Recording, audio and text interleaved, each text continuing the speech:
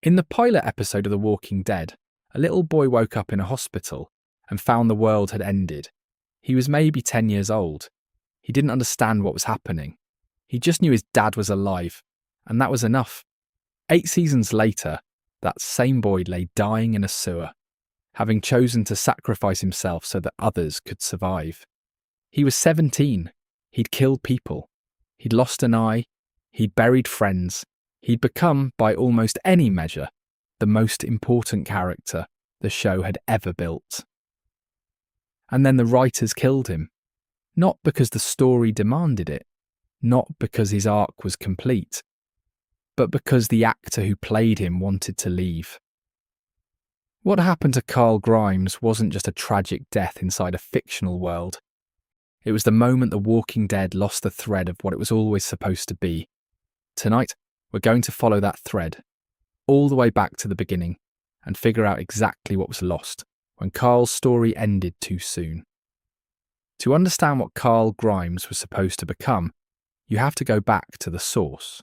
Robert Kirkman launched The Walking Dead comic in 2003. And from the very first issue, he was clear about what the series was actually about. Not the zombies, not the survival, not even Rick Grimes, the sheriff's deputy who woke up in a hospital and started walking through a ruined world. The Walking Dead was about civilization. What does it take to rebuild something after it all falls apart? What kind of people does that require? And more specifically, what kind of person do you have to become to be the bridge between the old world and the new one? Kirkman's answer, the one he built the entire comic toward, was Carl. Rick was always the entry point. He was our familiar face, our moral anchor, the person we followed into the apocalypse because he looked and acted like the kind of man we'd want leading us. But Rick carried baggage. He carried the old world's rules, its assumptions, its idea of what justice and order and safety were supposed to look like. That made him valuable in the early years. It also made him, eventually, a limitation. Carl didn't have that problem. Carl was young enough to adapt in ways Rick couldn't. He grew up in the apocalypse. He learned its rules not as something imposed on him, but as the natural order of things. He was harder than Rick in some ways, more willing to make the choices that had to be made.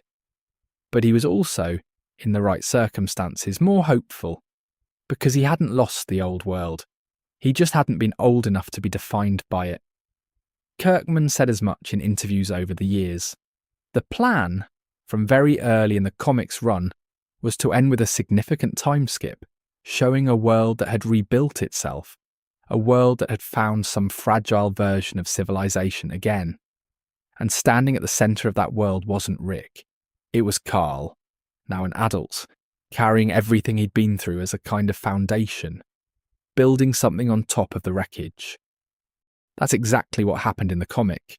Rick died in issue 192, long before the end of the series, and the final arc followed an adult Carl in a world that had moved past survival into something resembling society. Farmers, communities, disputes settled by law rather than violence. Carl was the figure at the centre of it, not as a perfect person, but as someone shaped by everything the story had put him through.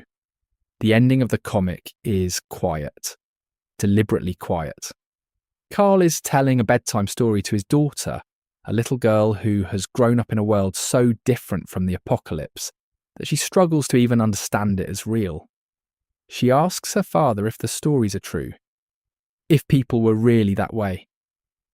And Carl, this person who spent his entire childhood inside the worst version of the world, tells her yes, they were.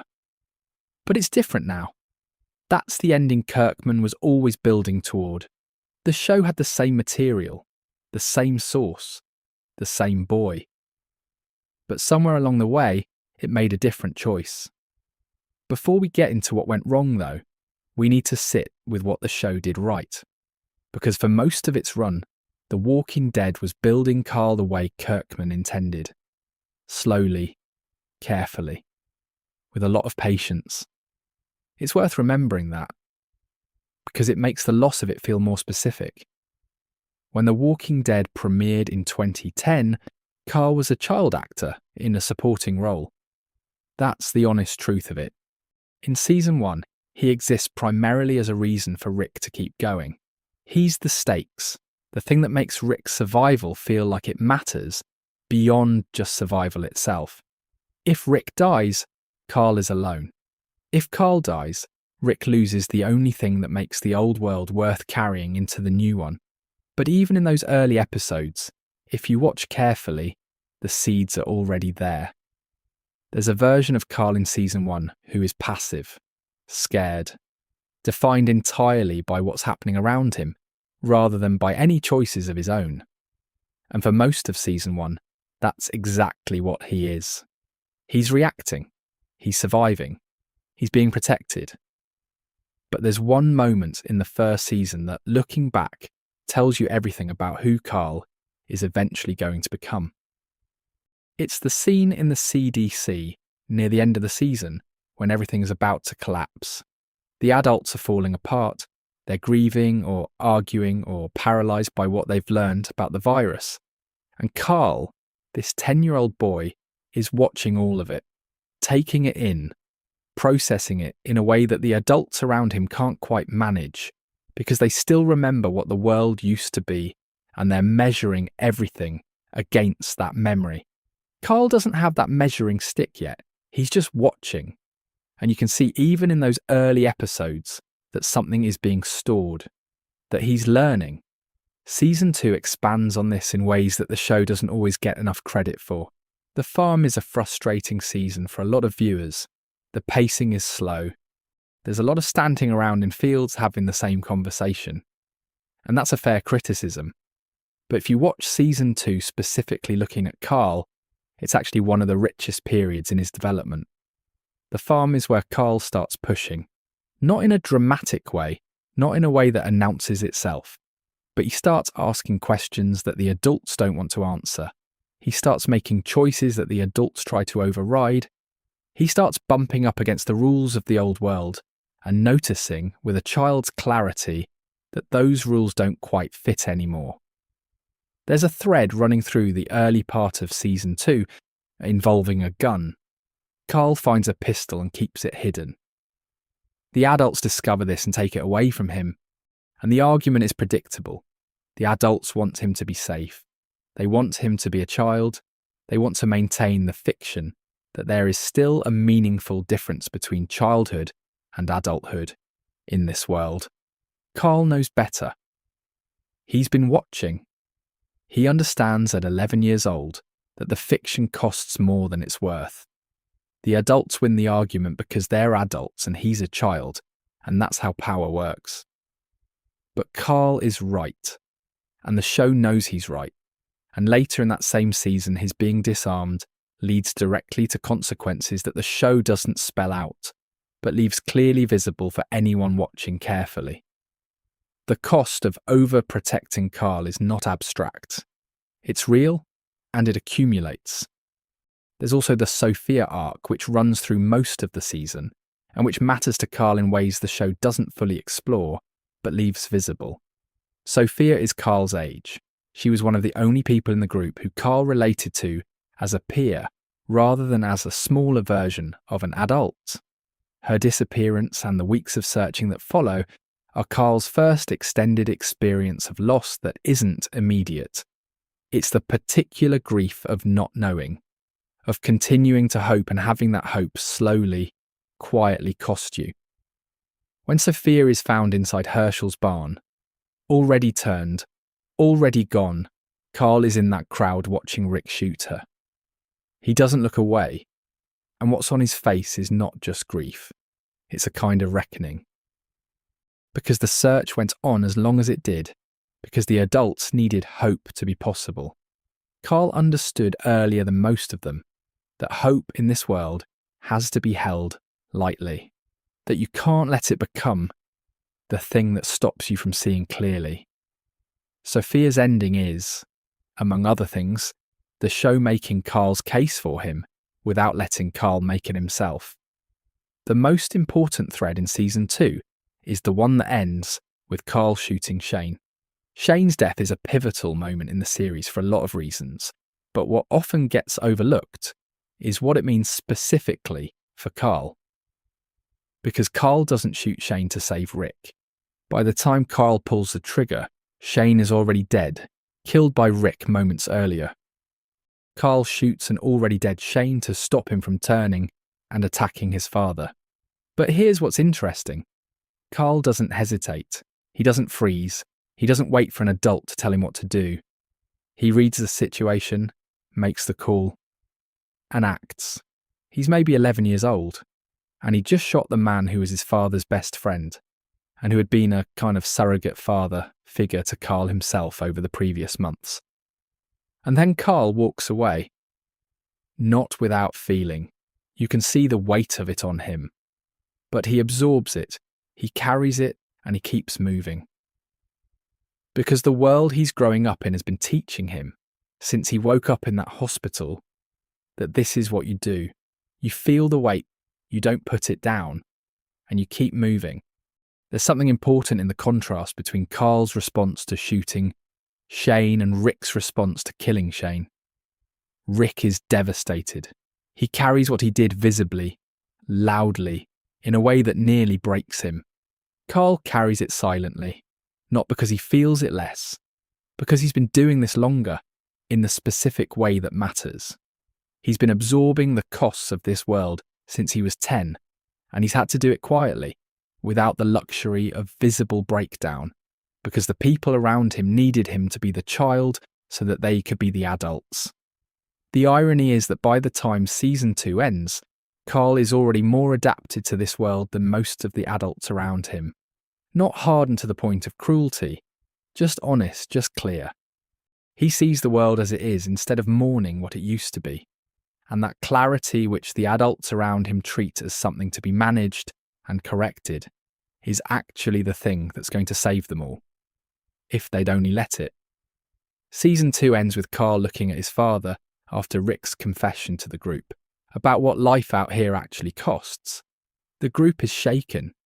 Laurie is horrified. People are scared. Carl is watching his father. And what's on his face isn't horror. It's something closer to understanding. He already knew. He's just relieved his father finally does too. Season 3 is where the show becomes deliberately, consciously interested in what Carl is turning into. The prison arc is, in a lot of ways, the heart of the series. It's where the show found its footing, where the themes sharpened, and where the question the whole series is really asking came into focus. That question is this. In a world where survival requires you to become harder, how do you keep your humanity? And if you do keep it, what does that cost you? Rick is one answer to that question. He keeps trying to hold on to the old rules, keeps reaching for a version of himself that the world keeps asking him to abandon. It costs him enormously, over and over again. Carl is a different answer. Carl isn't holding on to the old rules. He wasn't old enough to be attached to them in the first place. So the question for him isn't how to preserve something, it's how to build something. How to decide from scratch what kind of person to be in a world without a template. The prison itself matters to Carl's development in ways that are easy to miss. Because the prison isn't just a location, it's a project. Clearing it, securing it, making it livable, this is the group's first genuine act of construction rather than reaction. And Carl throws himself into it in a way that tells you something about who he's becoming. He's not just surviving the prison, he's building it. He wants to make it into something that can last. Herschel becomes important to Carl during this period in ways that deserve more attention than the show gives them. Herschel is the character who most explicitly represents the case for maintaining civilization, for keeping the old world's values alive, even when the new world makes them seem like liabilities. He believes in medicine, in negotiation, in the possibility of healing. And he invests those beliefs in Carl with a deliberateness that the show depicts quietly. He teaches Carl. Not just practical skills, though, that too. He teaches Carl that the case for gentleness is not naivety, that knowing when to be gentle and when to be hard is a more sophisticated skill than simply choosing one or the other. The prison itself matters to Carl's development in ways that are easy to miss. Because the prison isn't just a location, it's a project.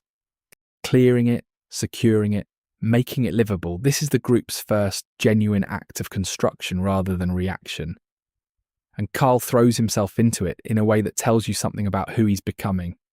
He's not just surviving the prison, he's building it. He wants to make it into something that can last. Herschel becomes important to Carl during this period in ways that deserve more attention than the show gives them.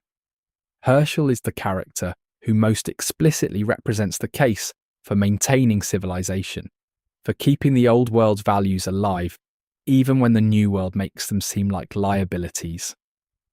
He believes in medicine, in negotiation, in the possibility of healing, and he invests those beliefs in Carl with a deliberateness that the show depicts quietly. He teaches Carl to read medical texts. He talks to him about the community they're trying to build and why the rules matter, even when they're inconvenient. He treats Carl like a person whose opinions about these things are worth engaging rather than a child who needs to be steered. That relationship, and what it plants in Carl, becomes important later. Because when Carl makes the call to shoot the surrendering Woodbury boy, he's not acting from pure instinct or pure hardness. He's acting from a moral framework that he's been actively constructing. He just happens to have built that framework from the ground up, in a world Herschel couldn't have imagined, and it doesn't always reach the same conclusions Herschel's framework reaches. That's not a failure of Carl's development. It's the result of it. The season 3 moment that most clearly announces what Carl is turning into is the scene after Laurie's death. Laurie dies in childbirth, in one of the most brutal sequences the show ever produced. And the person who has to deal with the immediate aftermath isn't Rick. Rick isn't there. The person who has to deal with it is Carl. Carl shoots his own mother to stop her from turning. The show doesn't linger on this in the way you might expect. It doesn't give Carl a breakdown scene. It doesn't let him fall apart. He comes out of that room alone, and the look on his face is one of the most carefully performed moments in the entire series. It's not numbness, it's not devastation, it's something harder to name. It's the face of someone who has just crossed a line they will never be able to uncross, and who is, in some very quiet way, deciding how to carry that. What Chandler Riggs does in those seconds, without dialogue, without any of the usual scaffolding that lets actors anchor their performances, is remarkable. He was 14 years old, and he communicates entirely through stillness and the particular set of his jaw, a grief so thoroughly swallowed that it has already become something else. Not resolved. Stored.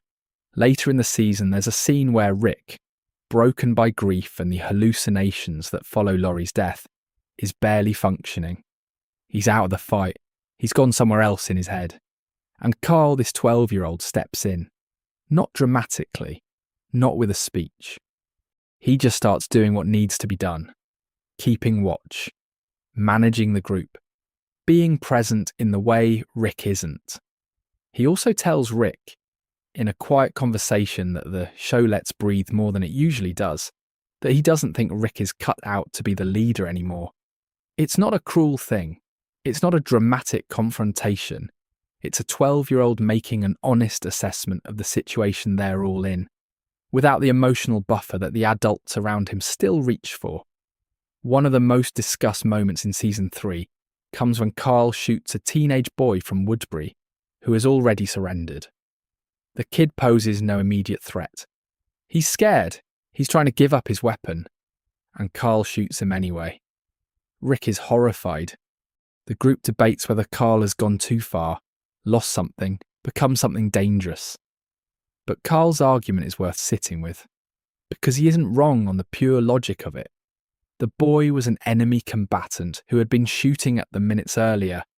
The environment they were operating in didn't offer the luxury of taking prisoners. Carl made a call that, in the world they actually lived in, was defensible. The problem isn't the call.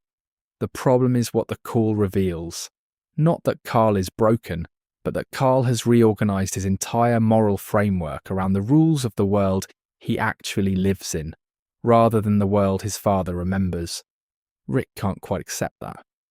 And for the rest of the series, that tension, the gap between what Rick wants Carl to be and what Carl is becoming, becomes one of the show's most interesting running threads.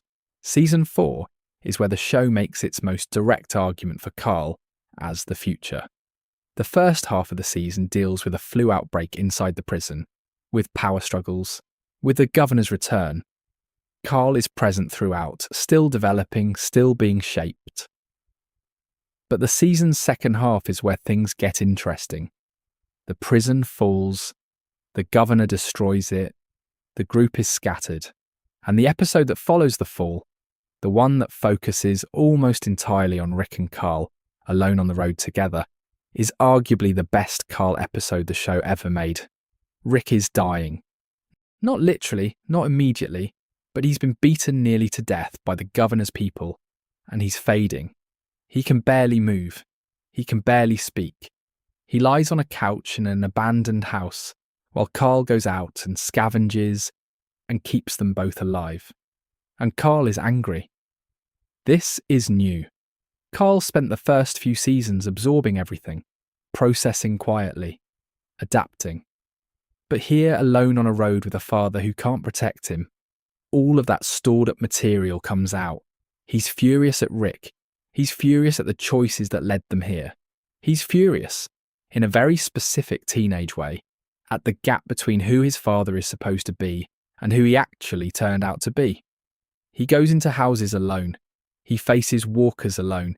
He handles situations that he shouldn't have to handle alone. And he does it.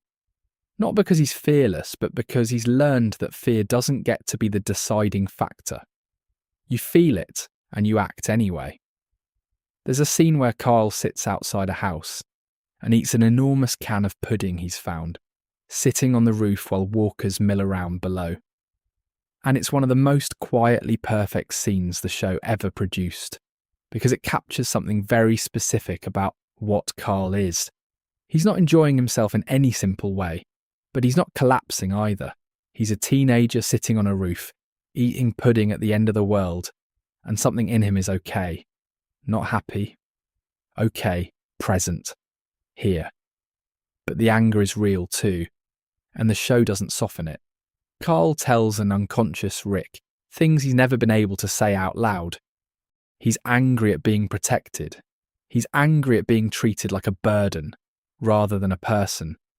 He's angry at the fact that Rick's grief, Rick's instability, Rick's need to make Carl into a symbol of the old world, rather than a functioning member of the new one, has made everything harder than it needed to be. It's not a pretty speech. It's not eloquent. It's a 13-year-old boy venting at a man who can't hear him, and it's some of the best writing the show ever gave Carl, precisely because it doesn't make him admirable. It makes him human. The episode ends with Michonne finding them, and with Rick and Carl's reunion, and with Carl admitting quietly that he was scared, that he needed his dad, that all of it was real. The anger and the capability don't cancel out the vulnerability. Carl holds all of it at the same time, and that's exactly what makes him the character the show needs at its centre. The second half of Season 4, with Terminus approaching, introduces the show's darkest arc in years, and Carl's role within it is handled carefully. Terminus and the cannibals who run it represent a specific and extreme endpoint of what survival without civilization actually produces. Gareth and his people have crossed a line that can't be uncrossed. They've chosen a form of survival that makes community impossible, that poisons everything it touches. Carl witnesses what the group does to the Terminus survivors after the escape. He watches Rick and the others respond to the Terminus threat in ways that blur the line between protection and brutality. And rather than recoiling from it, Carl processes it, files it, asks the question the show wants us to ask, which is whether there's a difference between what the group did and what Terminus did, and what makes that difference matter even when the lines look blurry from the outside. He doesn't come to a clean answer. The show doesn't let him. But the fact that he's asking the question seriously and without the self-protective denial the adult characters often reach for is the point. Carl is doing moral work in real time, in a world that keeps giving him reasons not to bother.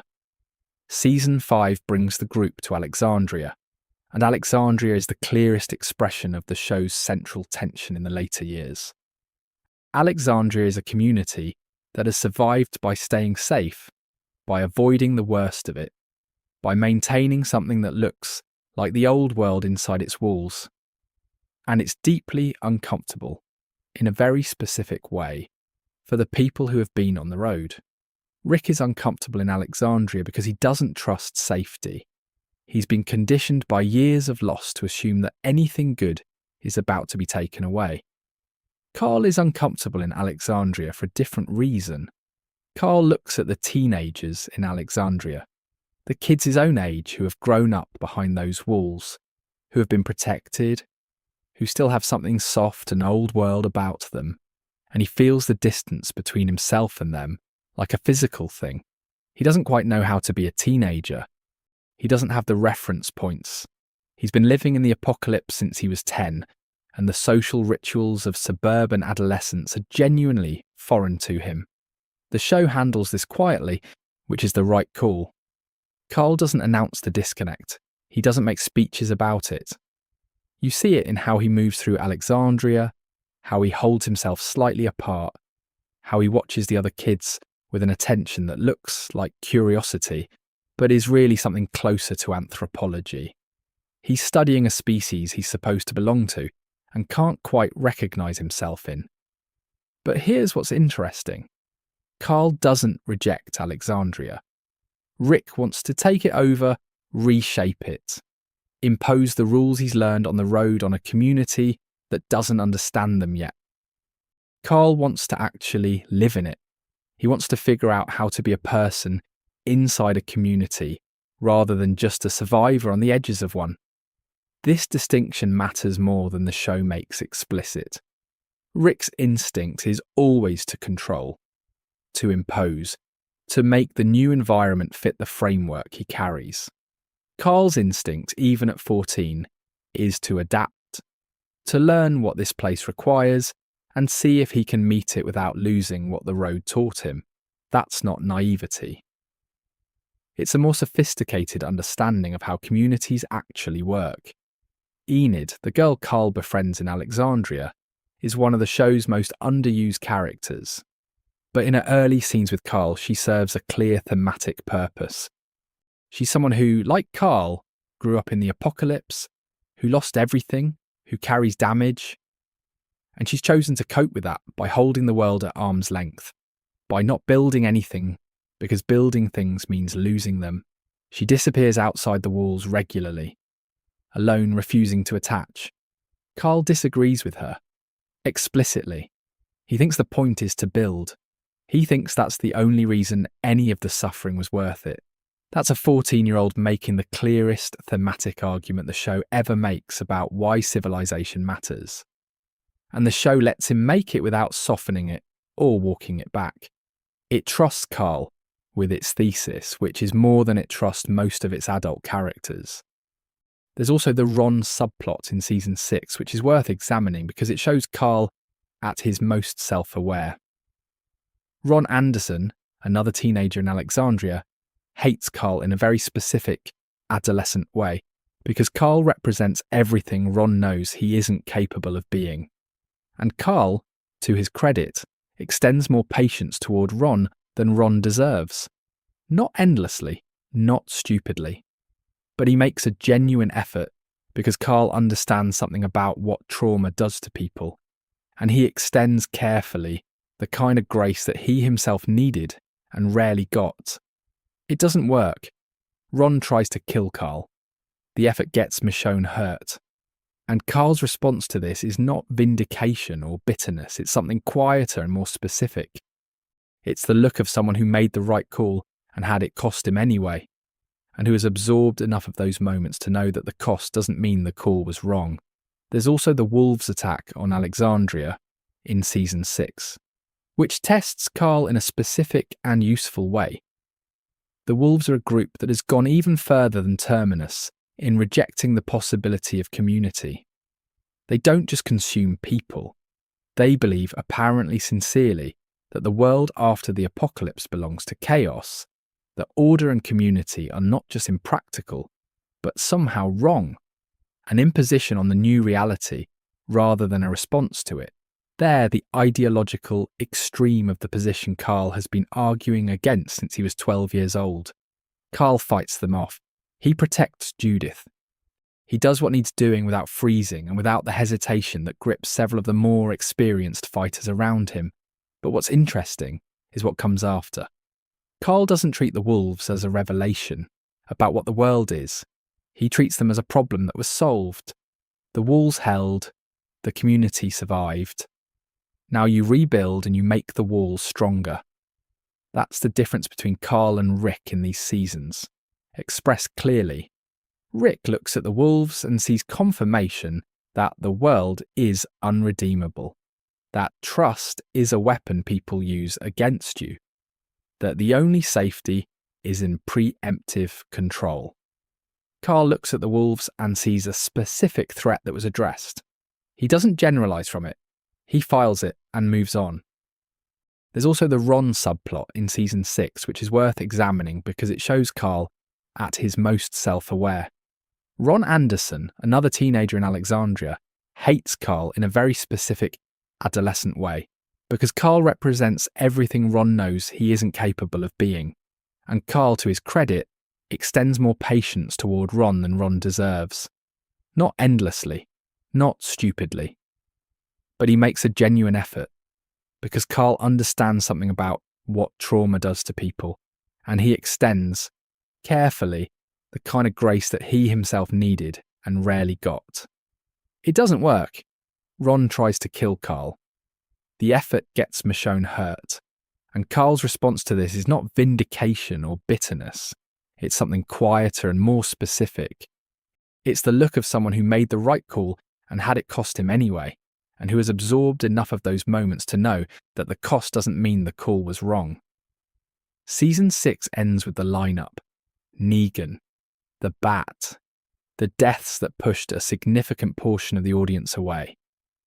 Carl is kneeling in that field with everyone else, and for the first time in several seasons, he's genuinely helpless.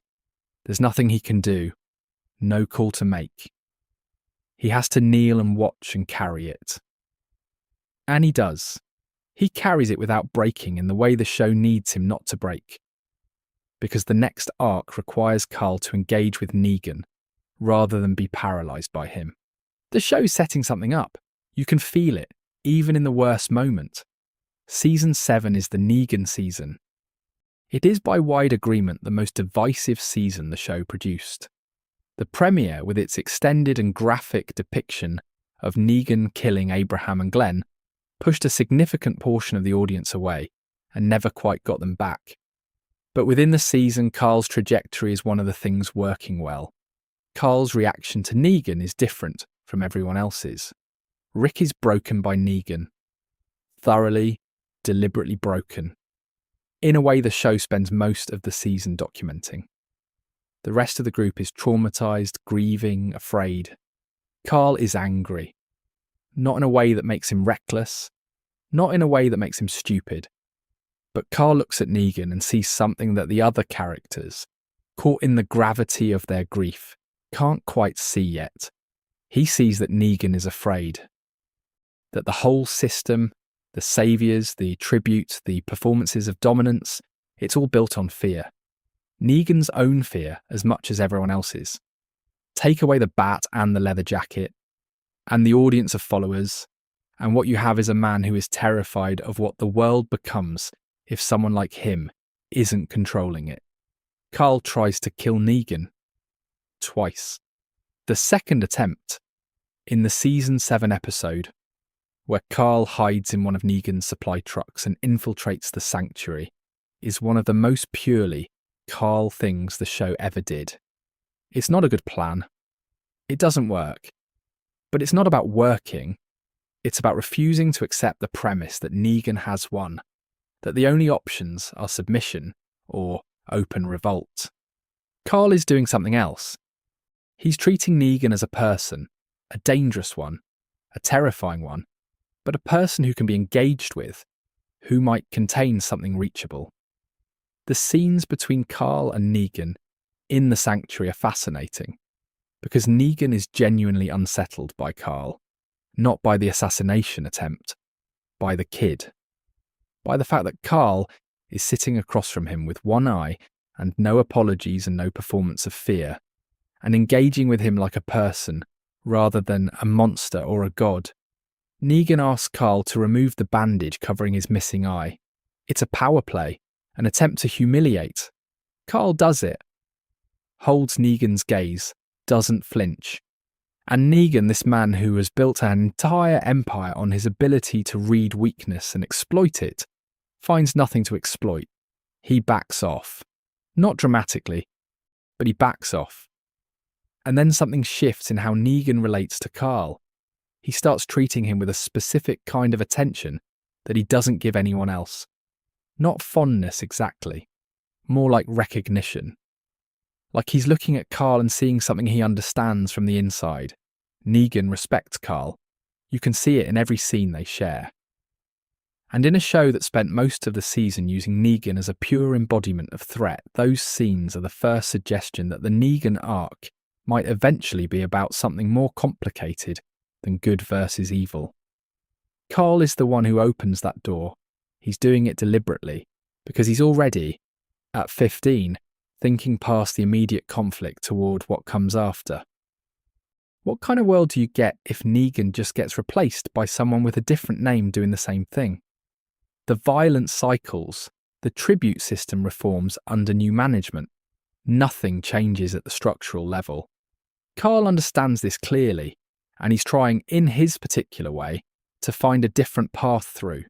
Season 8 is where it all goes wrong.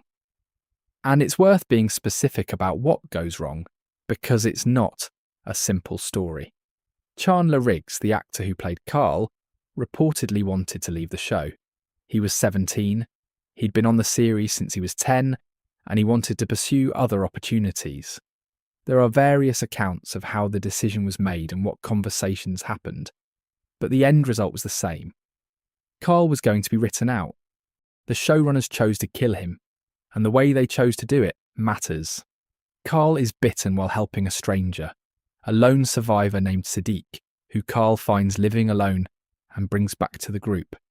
The bite happens off-screen, during a Walker encounter that Carl keeps secret for several episodes before revealing it. The reveal, in the mid-season finale, is the kind of shock moment that The Walking Dead had always been good at producing. It works as a jolt, it works as a cliffhanger, but almost everything that follows it fails Carl as a character. The problem isn't that Carl dies. Characters die in The Walking Dead. That's always been part of the show's contract with its audience. The problem is that the death doesn't serve the story. It doesn't complete anything. It doesn't resolve anything Carl was in the middle of.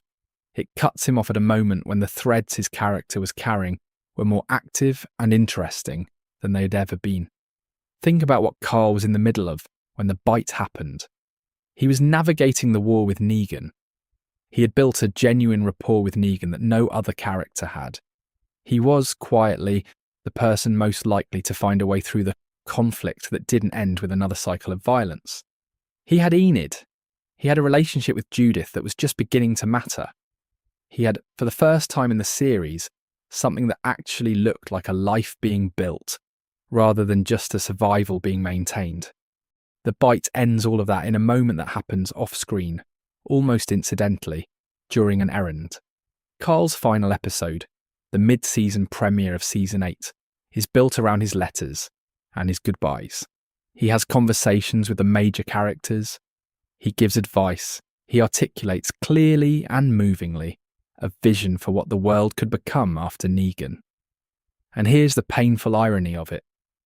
Carl's final episode might be the single most thematically coherent episode the show produced in its later years. Because dying Carl with a few hours left, is allowed to say the things that living Carl had been showing us through his choices for 7 seasons. He tells Rick that the fighting has to stop, that there has to be a world on the other side of Negan, that killing Negan solves nothing if the communities that come after are built on the same logic of dominance and fear. He explicitly argues for the possibility of Negan's redemption, not because he likes Negan, but because he understands that the only way the new world works is if it's built on something other than the endless cycling of revenge.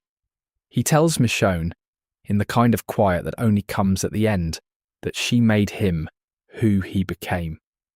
Not Rick. Michonne. Because Michonne was the one who showed him that hardness and care were not opposites, that you could be capable of real violence and still be someone who made art, who loved, who built things. She held both at the same time and never seemed to think there was a contradiction. Carl learned that from watching her, and he wanted her to know that before he was gone. His letters to the others are not read on screen, but the letter to Judith, referenced and partially narrated, is the one that lands hardest. Because Carl is writing to a sister he barely knows, a girl who won't remember him, and he's trying to give her everything he's figured out in 17 years in the worst possible classroom. Be kind. Fight when you have to. Don't let the world make you into something that can only survive it. This is Kirkman's thesis. The thing the comic was always building toward. The argument that the whole story was trying to make. And the show puts it in Carl's mouth as his dying words. Then it takes Carl away and tries to carry that argument forward through other characters. It doesn't work. In the seasons after Carl's death, The Walking Dead did 2 things that, taken together, tell you exactly how much it understood what it had lost. First, it transferred Carl's narrative purpose to Judith. Judith Grimes, Carl's little sister, was aged up significantly in the time skip that followed Rick's apparent death in Season 9. She went from a toddler to a child of about 10, old enough to be a character rather than just a symbol. And the show gave her, unmistakably, Carl's energy. She's hard and capable and thoughtful, and she carries a moral clarity that the adult characters around her struggle to match. She even wears Carl's hat and carries his gun. The symbolism is explicit to the point of being painful. This was an acknowledgement, whether intentional or not, that the show needed what Carl represented. That the story didn't work without a character occupying that particular role. The problem is that Judith is a substitute, not a continuation. She's playing a function that Carl had earned through 7 seasons of specific, accumulated development.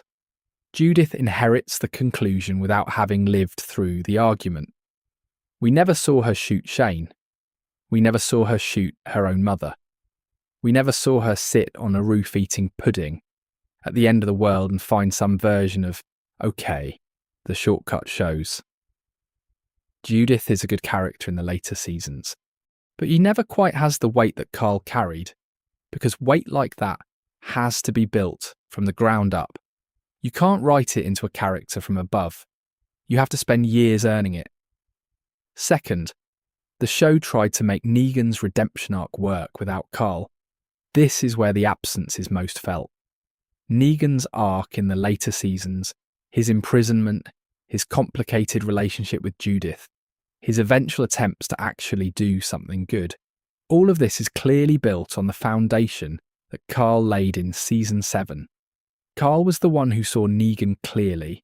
Carl was the one who argued for the possibility of his redemption.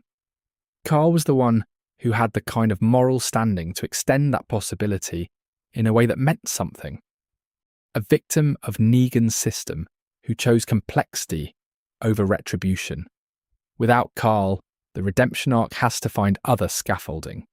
It leans on Judith, who is inheriting rather than earning. It leans on Maggie's grudging non-vengeance. It leans on the passage of time and the wearing down of grief. None of it has the weight it would have had if Carl had been the one extending the hand. There's also the question of the show's ending, the final episode of the series which brought back many key characters and tried to tie the story together. Carl is not in the finale, Chandler Riggs does not appear, and the ending, which reaches for a sense of completion and earned legacy, has a hole in it that is shaped exactly like Carl Grimes.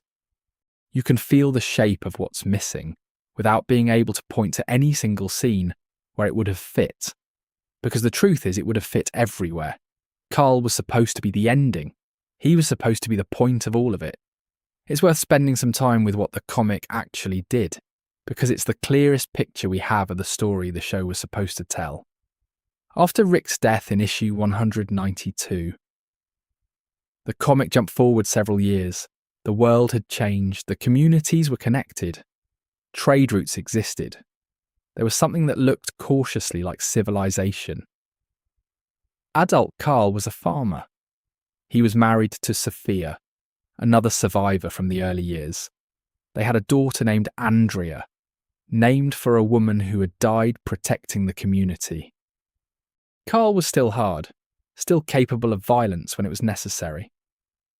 But he had built a life, a real one, with roots and dailiness and the kinds of problems that come from living, rather than just surviving. And Negan was still alive. Old Negan in the comic's final arc is a tired man living quietly on the edges of the community. Not forgiven exactly, not welcomed, but tolerated in the way that complex histories sometimes get tolerated when enough time has passed. Carl checks in on him occasionally.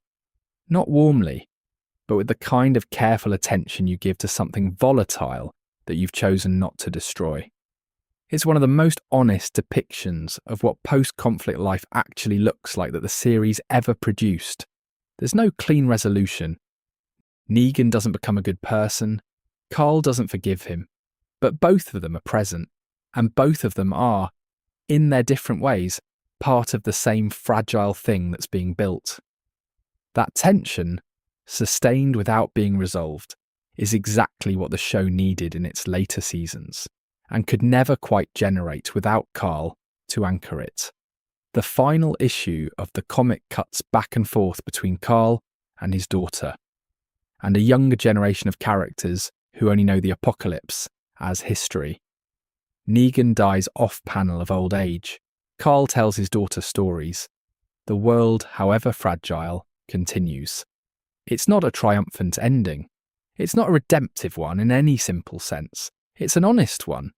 The people who survived carried their damage. They built something anyway. The world didn't heal. It moved forward. That's what the show could have been, should have been, building toward. The architecture was all there. The show had Carl. It had Negan. It had the communities. It had Judith as the next generation. Not the main character, but the symbol of what all of it was for. It had 7 seasons of careful work on Carl's character, turning him into exactly the kind of person who could stand at the centre of that ending and make it mean something. And then it let Chandler Riggs go. It would be easy to make this entirely about the decision to kill Carl, and the blame that comes with it. But there's a larger conversation worth having, one that The Walking Dead isn't alone in requiring. The tension between source material and television adaptation is one of the defining challenges of modern prestige TV. When you adapt a long-form comic or novel series into a television show, you're making an implicit promise to the audience. You're saying, the thing you loved, the story and the characters, and the direction it was heading, we're going to honour that. The Walking Dead broke that promise in several ways over its run, but the Carl decision is the most specific and the most damaging, because Carl wasn't a peripheral element, he was the spine. There's a conversation to be had about what television owes its source material, and it's genuinely complicated. Adaptations have to make choices. Actors have contracts, actors want to leave. actors develop in unexpected directions. The story on a page and the story on a screen are different things, shaped by different constraints. Game of Thrones ran into a version of the same problem from the opposite direction. It outpaced its source material and had to invent its own ending without George R.R. Martin's guidance.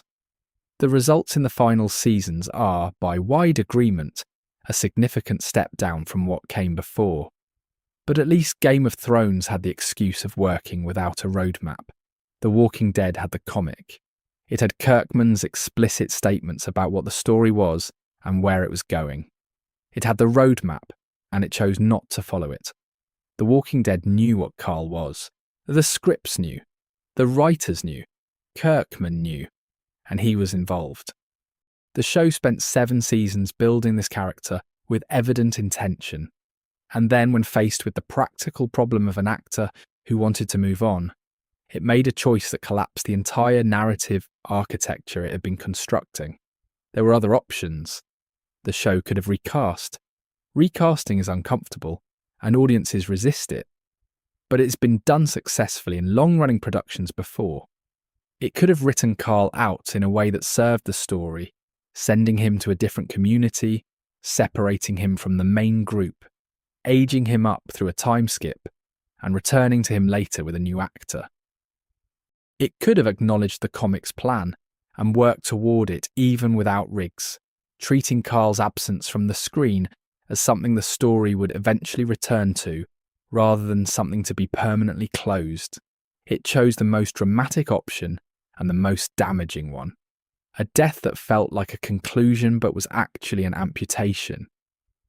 Part of the problem, and this is worth naming clearly, is that The Walking Dead had been using major character deaths as its primary storytelling tool for so long that it had trained itself to reach for death whenever it needed an emotional event.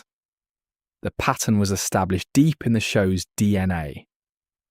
When the showrunners needed to mark Chandler Riggs' departure as something significant, they defaulted to the only tool they'd been sharpening for years. But not every departure requires a death, and not every death serves the story. Carl's did neither. There's a reason Carl's death hit fans as hard as it did. It wasn't just affection for the character, though that was real. It wasn't just frustration at a poor narrative decision, though that was real too. It was the feeling, which a lot of people had without being able to fully articulate it, that something had been taken that couldn't be replaced. Carl Grimes, at his best, represented something that post-apocalyptic fiction doesn't often take seriously. He represented the genuine possibility of moving forward. Not by forgetting what happened, not by achieving some clean resolution, but by carrying the weight of everything and building anyway. He was a child who grew up in the worst possible world and turned into something remarkable. Not a hero in any simple sense, not a saint. He did hard things, sometimes wrong things, sometimes things that couldn't be fully justified even by the world he lived in. But he was always engaged, always thinking, always trying to figure out, with whatever resources he had, how to be a person worth being. That's not a small thing to put at the centre of a story. That's the thing. Post-apocalyptic fiction has a tendency to be about endurance, about how much a person can take before they break, and what the breaking looks like, and whether anything survives the breaking. That's a valid thing to explore. The Walking Dead explored it well for a long time, mostly through Rick. But Carl was about something else. Carl was about what you do after the endurance, after you've already absorbed the worst of it and you're still standing. What do you build? What do you become? What does it mean to grow up inside catastrophe and come out the other side with something resembling a moral framework, however scarred and imperfect? He was a child who grew up in the worst possible world and turned into something remarkable. Not a hero in any simple sense, not a saint. He did hard things, sometimes wrong things, sometimes things that couldn't be fully justified, even by the world he lived in. But he was always engaged. always thinking, always trying to figure out, with whatever resources he had, how to be a person worth being. That's not a small thing to put at the centre of a story. That's the thing. Post-apocalyptic fiction has a tendency to be about endurance, about how much a person can take before they break, and what the breaking looks like, and whether anything survives the breaking. That's a valid thing to explore. The Walking Dead explored it well, for a long time, mostly through Rick. But Carl was about something else. Carl was about what you do after the endurance. After you've already absorbed the worst of it and you're still standing. What do you build? What do you become? What does it mean to grow up inside catastrophe and come out the other side with something resembling a moral framework, however scarred and imperfect? Those are harder questions. They require a longer game. You can't answer them in a single dramatic moment or a single season arc. You have to follow a character across years and let the answers accumulate slowly through small choices and quiet scenes and the gradual weight of everything they've survived. There's a version of this conversation that focuses on what Carl would have meant for the show's audience specifically, and it's worth having. The Walking Dead's viewership peaked around seasons 4 and 5 at roughly 17 million people per episode. By the time Carl died in season 8, that number had fallen to under 8 million. Some of that decline was the Negan arc's pacing problems. Some of it was the relentless death and grimness of the middle seasons. But some of it, a meaningful portion, was the show losing its sense of what it was for. The best version of The Walking Dead was always asking a question the audience could hold on to. Can people stay human in a world that keeps asking them not to be? Carl was the most compelling answer to that question, because he was the character least equipped with the defences that make the question easier to answer. He had no nostalgia for the old world. He had no shield of authority or experience. He just had himself, and the choices he made with himself, and the slow accumulation of who he was deciding to become. That's the kind of character that builds genuine loyalty in an audience. Not just investment in whether they live or die, but investment in what they mean. The Walking Dead understood this for a long time, and when it let Carl go, it let go of the thread that connected all the darkness to something worth caring about. The show did that. For 7 seasons, it did exactly that. And then it stopped. Which is why losing it feels less like a simple creative failure and more like a tragedy. Not a fictional one, a real one, of the modest, practical variety. A story that knew what it was building, built it with care and skill over years, and then made a decision that meant it could never finish. The Walking Dead ended its main series run in 2022. The finale drew decent numbers and largely positive reviews, a modest comeback for a show that had lost a significant portion of its audience in the Negan years. Carl was not in the finale. The spin-offs that followed, Dead City, Daryl Dixon, The Ones Who Live, each continued threading out different parts of the Walking Dead world. They're made with craft and affection. Some of them are genuinely good television. The Ones Who Live, which followed Rick and Michonne through the years, after Rick's apparent death, does some of the most emotionally honest work the franchise has produced in years. It remembers what the show was good at. It remembers that the best Walking Dead was always about 2 specific things: what people become under pressure, and whether what they become has to stay that way. But none of these spin-offs can do what the main series could have done. None of them can follow an adult Carl Grimes through a world that is, however haltingly, rebuilding itself. None of them can deliver the ending Kirkman wrote in the comics. With Carl telling his daughter about the world that was and the world that is now, and what the distance between them cost. That story exists in the comics. It's beautiful and sad and exactly right. If you haven't read the final arc, it's worth doing. Not because it perfectly translates to what the show could have been. The characters and circumstances are different, enough that it doesn't map cleanly. but because it shows you the shape of the ending, the emotional truth of what the whole story was reaching for. And reading it, you can feel the outline of the show that should have existed, the shadow of it, the place where it would have stood if different choices had been made in a writer's room in 2017. Chandler Riggs grew up in front of an audience. He gave the show 7 years and some of the best child performance work in television history. Whatever the circumstances of his departure, he earned his way out. That's not on him. The loss belongs to the story. To the version of The Walking Dead that was always supposed to exist, the one where Rick Grimes dies in the middle, and his son carries the rest and the ending's quiet and earned, and about what it means to build something in the wreckage of everything that came before. That show never got made. What we have instead is 7 seasons of a show that was building towards something extraordinary, and then something else entirely. The thread is still there if you follow it. Through the pilot, through the farm, through the prison, through Alexandria, through the sanctuary, all the way to a sewer where a 17-year-old boy wrote letters to the people he loved and died asking for a better world. Carl Grimes was supposed to be the future. He was for a while everything the show was supposed to be, and he's still the clearest version of what The Walking Dead was trying to say. Even now, even from the ending it never got to have. So that's where we'll leave it tonight. If you want to keep going, there's more to explore. The spin-offs, the comic arcs we didn't cover, the question of whether the Walking Dead universe as it exists now can still find its way to something like that ending just through different hands. But for now, that's the story of Carl Grimes, the boy who was supposed to be the future. Sleep well.